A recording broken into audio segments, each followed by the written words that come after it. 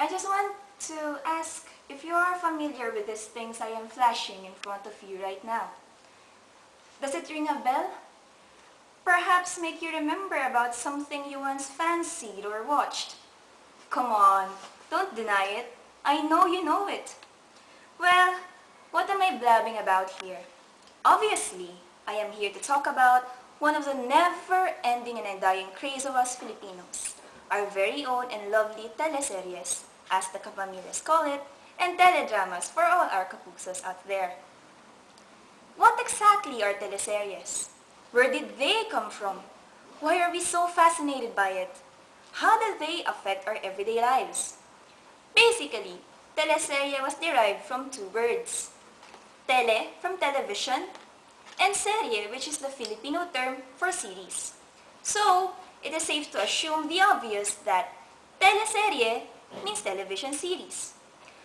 What's amazing with this teleserye is that we are so hooked to it, whether it's a drama, an action, magical, or whatever we call it, we still watch it, despite the fact of having the same old story recycled and reused over and over again. They always have the same storylines. The rich one will be in love with the poor one, but they were separated by ill fate. Or, the rich parents will not agree to their relationship. Then suddenly, there will be a twist of fate, when they will realize that the poor one is actually the lost child of some sort of billionaire and will inherit all of the riches. Then she will go back for revenge against all those who oppress him, or usually her.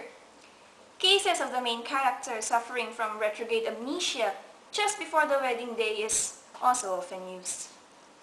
Another interestingly annoying fact is the presence of all those rude, violent, greedy, sociopathic antagonists who always has all those money to spend on hiring gunmans and killers. And guess what? They never get caught, and they always want to make the life of the main protagonist go miserable. They always have this trade evil laugh and are always so insecure about the main protagonist. Then everything will end with that antagonist, which we all love to hate, suffering a gruesome, violent, painful, and gory death, with the protagonist winning and having a happy ending.